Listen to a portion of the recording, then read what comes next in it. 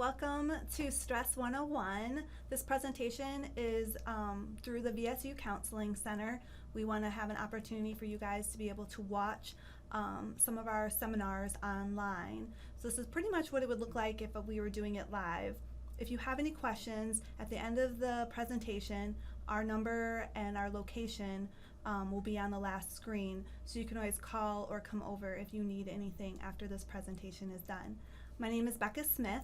I'm a licensed professional counselor, and I'm the assistant director of the VSU Counseling Center. So what is stress, right? It's one of those things where it seems simple, but it isn't always simple to know what stress is. It really is that feeling that's created when we need to react to particular events. Sometimes it's positive stress. So if you are getting ready for a sporting event or a performance, that stress kind of enhances your performance. Actually, it's a good stress. It's called eustress. But there's also a negative stress. It's called distress, and that means you're experiencing too much physical reactions, emotional reactions to be able to think clearly. And it really, again, a positive way to say it is the body's way of rising to a challenge and preparing to meet a tough situation with focus, strength, stamina, and heightened alertness. So, kind of to explain why we need stress, the Yerkes-Dodson law of arousal is if you don't have enough stress, you can see the person on the left there is got low stress. They're not doing anything. They don't even want to get up. And then you have that medium arousal, which is actually perfect stress. And then if you have too high a stress, you actually can't function as well. So you want to stay right in the middle, so you have enough stress to get things done, but not too much stress where you're overwhelmed. When you're doing a difficult task, what we find is that the level of arousal goes up quicker. So if you're doing something easy that you've always done, you can handle a little bit more stress and still do it well. If you're doing something more difficult like a calculus test, then the level of stress goes up quicker and your performance will go down faster. So you want to make sure your stress is low before you go into a really challenging event, because you need to be able to think clearly. What happens in the brain is that if we have too much stress or too much anxiety or even too much anger, our brain wants to go into a fight or flight mode. And so basically what happens is the brain says, we don't need to think about this really stressful event. We just need to run, freeze, or fight. And so it sends a lot of oxygen, energy from your brain to your muscles, and so now your body's like ready to go.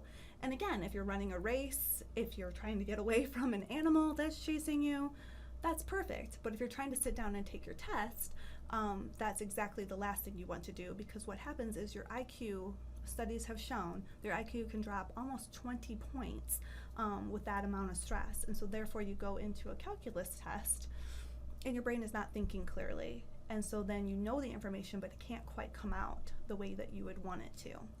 So that's why you want to keep your arousal right in that good performance level. If you're not aroused enough, you're not even going to want to take the test. You'll be sleeping through the test. And so you need enough to go, but you want too much that your performance suffers. So we're going to talk today a little bit about what stressors are, what you might be experiencing, what you might be experiencing in your body or emotionally, and then what to do differently to help you lower your stress if it is too high. So what are some stressors that college students have? Well, there are many. Just being in college, right? Classes, grades. For some people, school is not a stressor. They love school. It's something that's easy for them. For other people, it's hard. Certain classes could be a pain. Certain professors can be harder to deal with. And having a pressure of keeping your Hope Scholarship or having certain grades can be a problem. So for some people, that's a big stressor.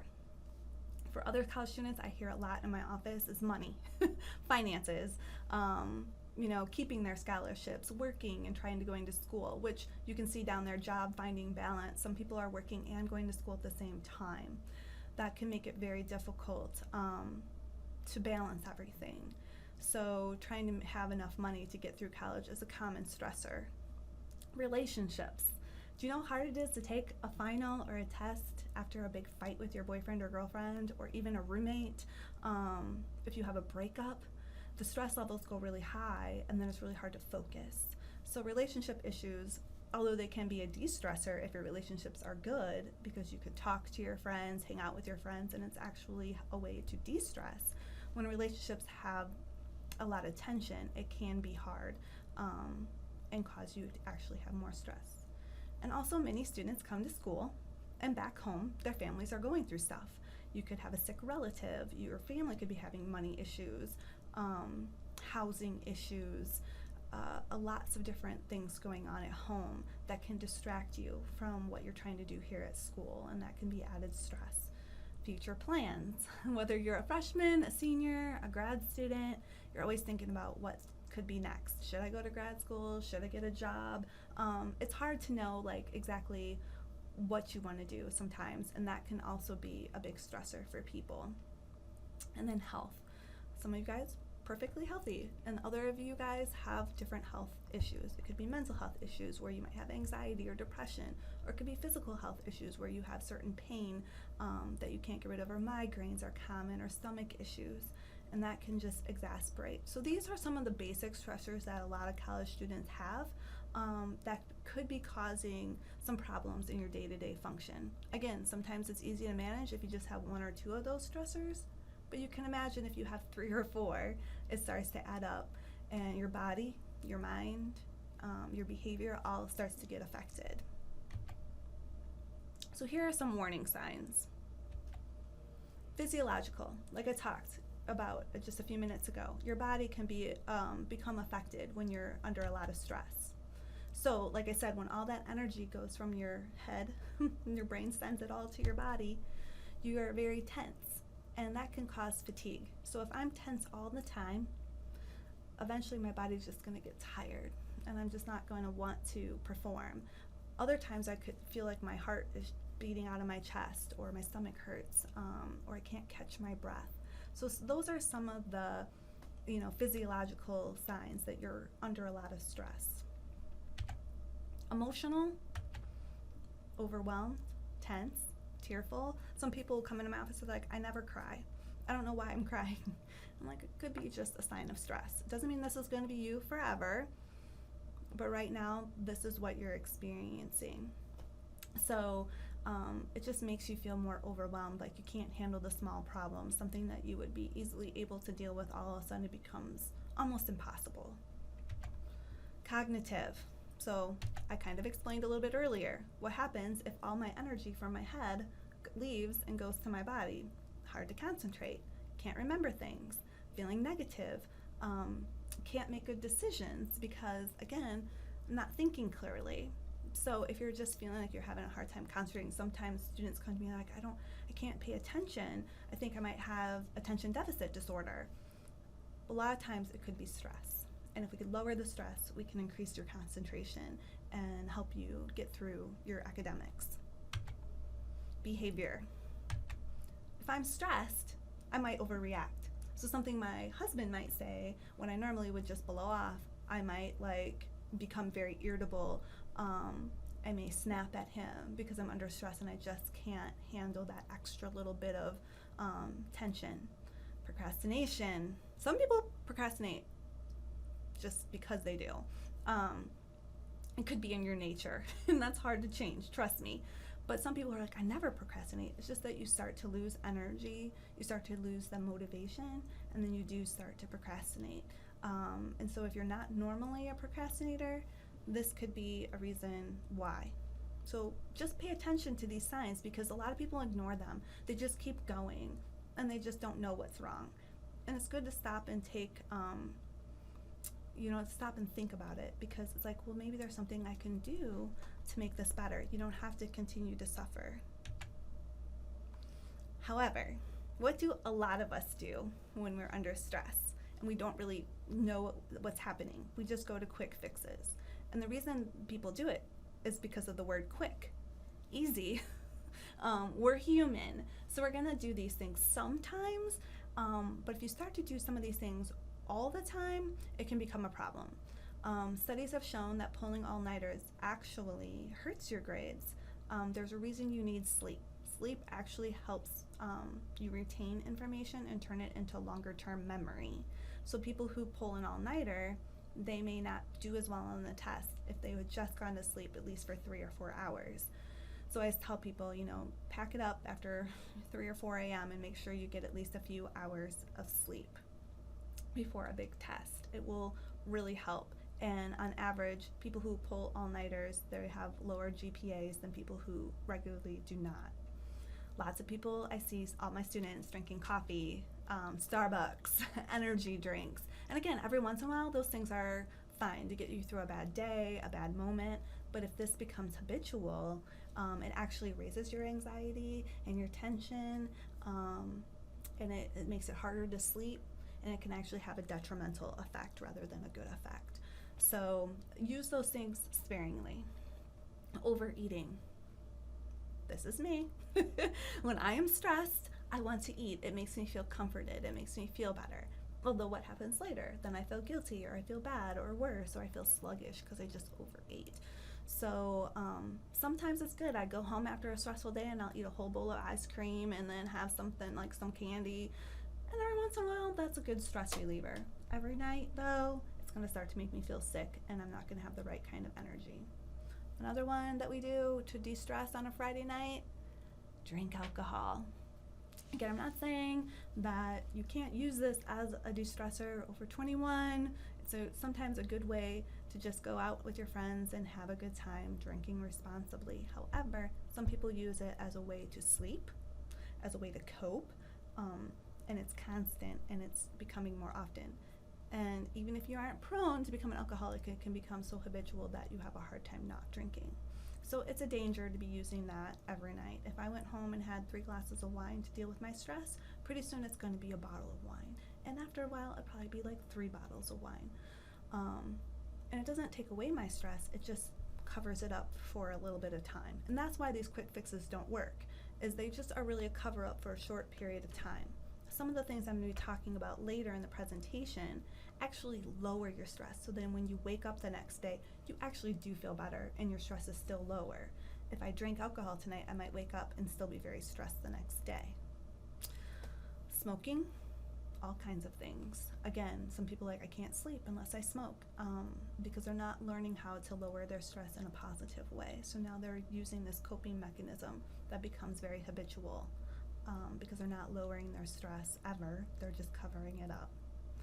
The last one is my perfectionists that tend to overthink and worry, and when they lay down, they just think and think and think about this test, or think and think and think about this paper, or what they have coming up, or what's due next week. And that's a hard one. That's a whole nother presentation that I can do and probably will be done. But overthinking really does hurt you. But people think, oh, I'm thinking about it, so it's helping me. But there are other ways to handle your stress that are better for you. All right, so moving on, I'm going to talk about 10 resilience building characteristics. Some people are born just more resilient. They become Navy SEALs. They can handle an exorbitant amount of stress. And some of us are born with a little less resilience. But the good news is you can build resilience.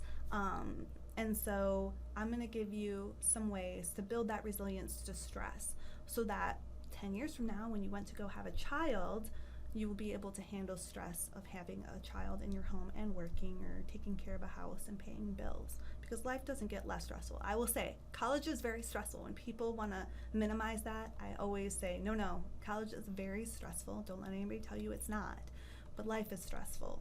So if you can learn how to build up that resilience, it'll help you in the long run when life hits you after college. Okay, so the first one is assertive communication. Now, why would that be first? Because there's some of us out there can't say no. And we are stressed because we say yes to things that we really should say no to. And so learning how to be able to say no to certain things can help you reduce stress. Now, I am the pot calling the kettle black on this one. I tend to say yes. I tend to want to do everything that I can. But I've learned over time that actually really increases my stress, and I need to be smart. I'd rather do a few things really well than a lot of things mediocre. So if I want to really devote my attention to something, I need to make that commitment, and that might mean I have to say no to something else.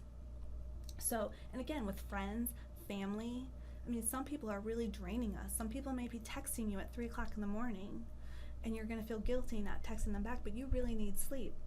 So it's okay to turn your phone on silent and get that sleep before the test. Hopefully your friends will understand if they're really your friends.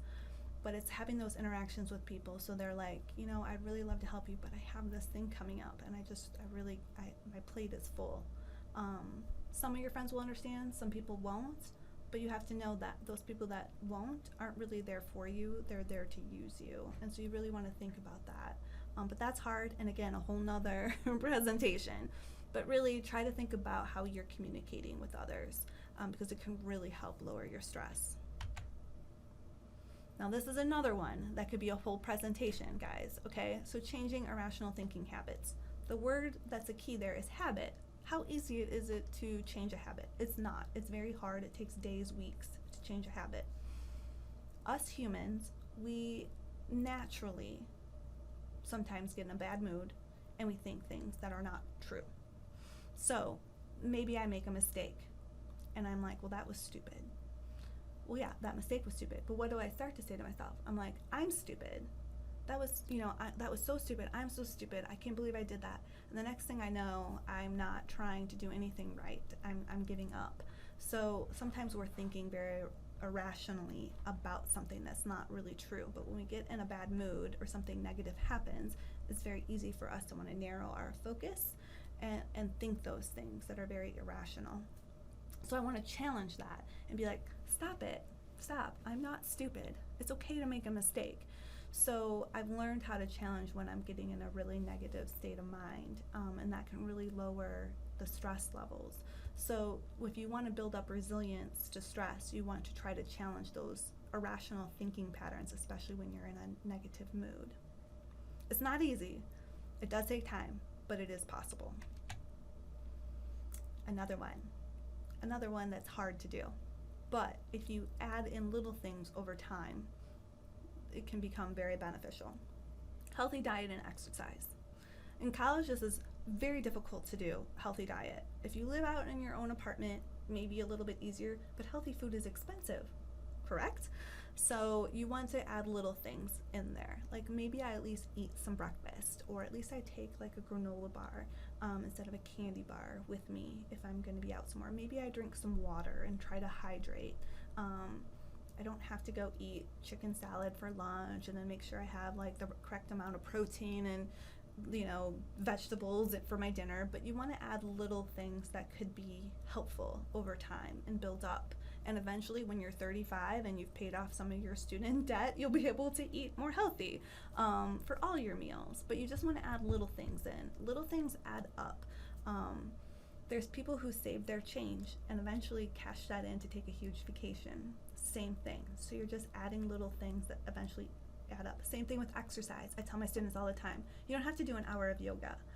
You can do 10 minutes or 5 minutes of stretching, and that can just, for me right now, I can feel that in my back, and so that just helps, just to do a few seconds, a few minutes of, exercise, even stretching can help reduce stress. And you could do 5 minutes in the morning, or 5 minutes in the afternoon, and 5 minutes in the evening.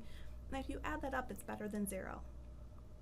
So I always tell people, take the stairs, walk the long way to class, especially before a test. You want to try to do something physical to, again, release some of that tension and get the oxygen back up to your brain. So a healthy diet and exercise will help build up some resilience to stress. Expanded is support system. Some people don't have a family.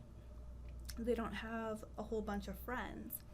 So the thing is to kind of expand that support system. So trying to find healthy people. It could be a professor that could be helpful to you. It could be a counselor. It's true. People do come and talk to us. And it could be an expansion of your support system, at least for a short period of time if you're under a lot of stress. Meeting some new people, going to an organization that maybe is an interest to you. And maybe you meet someone who thinks on the same lines as you. Maybe you love animals and you help volunteer at a shelter and you meet other people who love animals. And that could be an extended support system for you. Because sometimes we don't have one built in. Rational problem solving. Okay, so there's a YouTube video on here. You can always go kind of copy and paste that somewhere off of your screen. I won't be able to play it here for you today, but I'll just let you know that it's Sheldon from Big Bang Theory, and he comes up with a friendship logarithm or algorithm. I'm not a scientist. I'm probably the least rational person on the planet, really. So this is one I've had to really build up, is a rational problem solving, thinking things through more rationally. We just talked about having irrational thinking habits. So now you really want to fix that and do more rational problem solving. People who know how to feel confident in their ability to solve even life's most simple problems tend to have more strength and confidence. So sometimes like bringing it down and being like, okay, what can I do right now? What is possible right now? What can I control right now? But I use Sheldon because he's the most rational person I know, and he cracks me up. And he takes rational to a whole nother extreme. So you don't have to go that far. But if you need a little bit of humor in your day, go to that YouTube video because it is hilarious. And that's another way to build up resilience, is a little bit of humor. But again, sometimes being rational, bring yourself down off of your emotional ledge and just talking it through, either with yourself. Sometimes writing it out, you're like, ooh, that sounds a little extreme now that I see it in black and white, or now that I've said it out loud. It can help you think through your problem and take things step by step instead of feeling so overwhelmed. Goal setting and time management. Some of you are rock stars at this. You've been born to set goals and manage your time, and it comes easy to you. Other of you, this is very difficult. So it's something that you want to, again, work and do a little bit of. You don't have to start writing everything down and color coding your whole planner, but you do want to look at, like, okay, if I'm a procrastinator, and, you know, genuinely I'm a procrastinator, then how do I manage my time? Maybe I have to realize that I do have a big test coming up on Friday, so I can't plan something for Thursday night because I know I'm not going to get it done ahead of time. So I'm going to need Thursday night to get all that done. So not planning too much to do on that Thursday night, or knowing that you're going to have to say no to something because you got that test that you're not going to study for till the last minute. So not that you have to be like, okay, I'm going to study Monday for this hour, Tuesday for this hour. That'd be great. And I suggest that you try to do that, but I'm trying to be realistic, and the fact that sometimes time management is just being true to yourself and knowing that if you're going to wait till last minute, at least having that time in that last minute to do it. And at least knowing what's coming up, because some of you'll wake up and be like, oh my gosh, I have a paper due. Sometimes it's good to just keep looking at your planner at least every few days and just say, is there anything coming up that I need to be aware of, so you're not stressed out with a last minute surprise. And sometimes setting a goal of like, I just need to get through this week. I need to get this done or that done. And sometimes that makes you feel a little bit better, a little bit more prepared. So try to implement those things in small ways. Again, you don't have to go all out. People try to do too much and then they give up. They're like, this is too hard. So you really want to start small and then add up. It just makes it a little bit easier and, again, more realistic. Pay attention to your body. Your body gives you a lot of signals. Like I said, when I did that stretch, I could feel that tightness in my back. You know, that either means I'm stressed or I didn't sleep well. Maybe I need to do some more stretches later to work on that. Maybe my stomach hurts. Is that a sign that I'm stressed about something or tense? I'm getting frequent headaches. People who pay attention to their body can actually do something then to fix it, right? If you're not paying attention, it just keeps adding up, and it can get worse. So smart people to build resilience really pay attention. Your body gives you so many clues, and you don't want to ignore it. Are you clenching your fist? Is your jaw really tight? Mine tends to get really tight. And so I try to pay attention and realize, okay, I need to do some extra stress relievers today because I can feel it. Something's bothering me. And so then I do something to like do a little bit of extra to bring down that stress. And eventually, you know, my body will calm itself down. Maybe I just need to take a deep breath because my heart's racing, or I'm feeling really short of breath. So maybe I need to just be more conscious of my breathing. Or getting there, guys. Awareness of fight or flight triggers. Know what triggers you. Know what makes you anxious. For me, it's time. If I'm late for something, it makes me very stressed, very anxious. It makes me feel like, I don't know, I just need to do this. I don't like that feeling, so I try to plan ahead so I'm not running late, because I know that's a weakness of mine, and I tend to get irritable or stressed when I'm running late. So know what your triggers are. Some people, it's crowds. Some people don't want to walk into a classroom late, and so they'll avoid going to class if they're running late. So know, that's a flight trigger. So know what those things are and try to plan for them, because missing class is much worse than walking in late. But we have that trigger to say, I want to avoid that, and so we'll give in to those fight or flight triggers. So know what triggers you, try to figure it out, and try to figure out ways to then work around it. If you have to deal with crowds, have someone go with you that's a calming presence, or find out ways to get away from the crowd for little bits of time, so you can get your equilibrium back and then go back and enjoy it a little bit if that's what you're wanting to do. So awareness goes a long way, guys. It just helps you to know what's going on. Knowledge is power. So you want to keep awareness. And the last thing is humor. Again, I talked about this a little bit earlier, and guess what? Another YouTube video with Sheldon. This is where Amy's trying to help him. He's got compulsions to finish things, and so she starts a tic-tac-toe with him, and just as he's about to win, she erases it, and he's like, and he does the dominoes, and he's about to push it, and she just wipes them all away. And she's helping him build up some resilience. And I love it because I love being able to laugh at, funny things. And luckily there's comedy out there.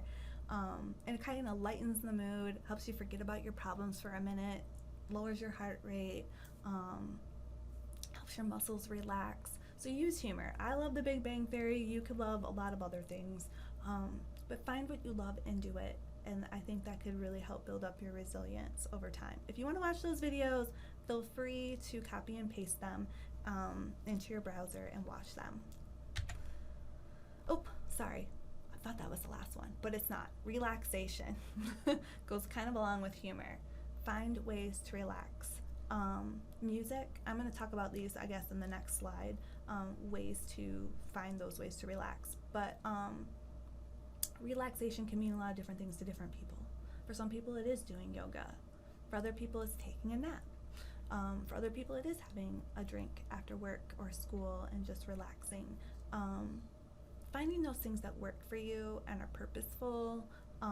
Some of them are going to be healthier than others, but try to incorporate healthy things in there. Like I said, too much of negativity isn't good. So you want to have some balance in there. So find ways to just kind of relax. Sometimes music is very relaxing. Even putting on a candle or a scent that's very relaxing, or drinking some tea. Be very creative with this. It's not one thing. Some people think it's meditation. It's not. So you can find other ways to relax. Stress do's. Okay, so we talked about stress don'ts. These are stress do's. And some of these we've already talked about, so I'm going to breeze through some of these a little quicker, but it's just a quick reminder to talk to supportive people. Again, people who are there for you. Some professors are really there for you. Use them. Counselors, we're here. If you live in housing, RAs are there for you. Your advisors, there's so many people on this campus that want to help you. Student Life wants to get you hooked up in organizations. Greek Life, anything. So there's so many supportive people on this campus. If you don't have a family member or someone at home, sometimes it is an extended family member or a friend of your family that can be that supportive person. Sometimes it is your boyfriend or girlfriend, but sometimes it's not. So find those supportive people and talk to them. Breathing seems stupid and simple. It's not stupid, it's smart, and it is simple. The reason is because I told you in the beginning of the presentation that when you get anxious or stressed, oxygen and energy goes to your muscles. So pretty much your brain is depleted. When you slow down and take that deep breath of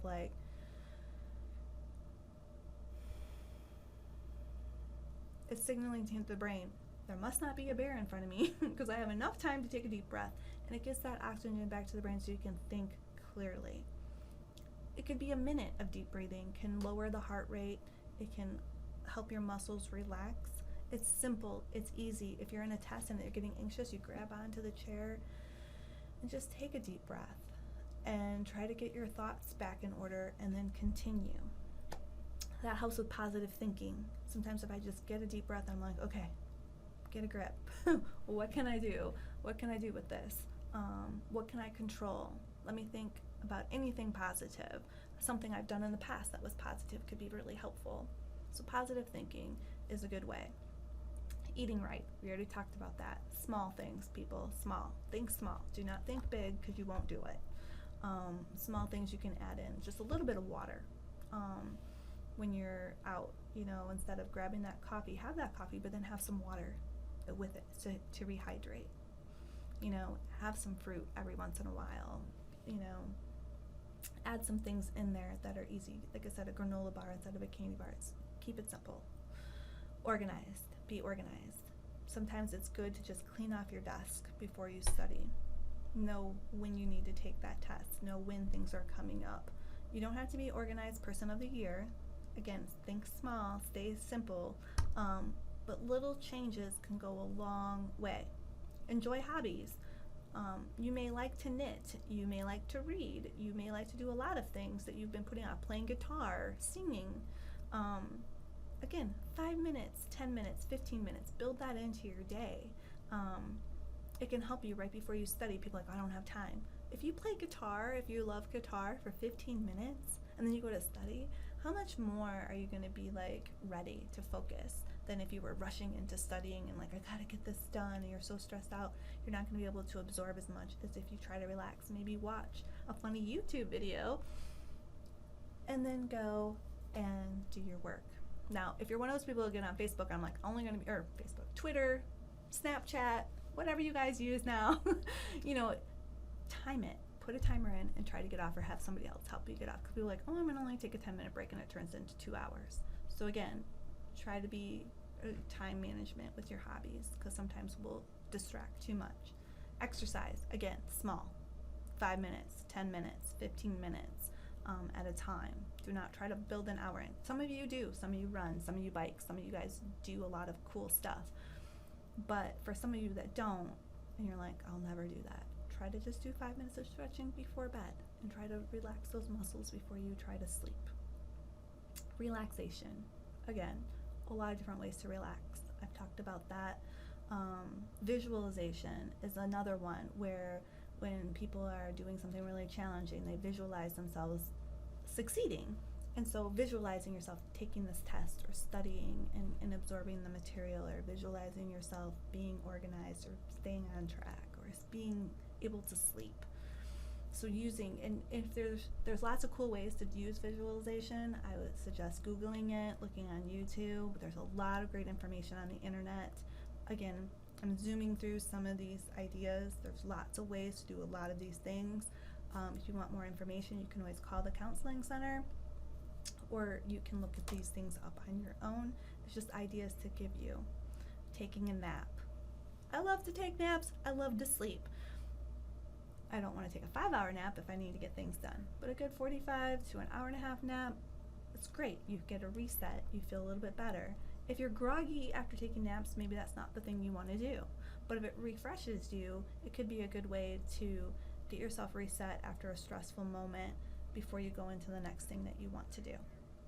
So I've given you a ton of ideas. Like I said, if you want more information, you can always call us, or you can look this stuff up. There's so much information out there. Just use it. So that concludes my presentation. Thank you for watching. Thank you for coming and trying to find ways to not stress. If you need more help, please call us. The counseling center is located in Powell Hall East on the 2nd floor. It's over by the Bailey Science Building, and our number is 229-333-5940. And again, my name is Becca Smith, and if you have any questions, you can ask any of the counselors available in the counseling center, or you can contact me directly. Thank you so much for your time. Have a good day.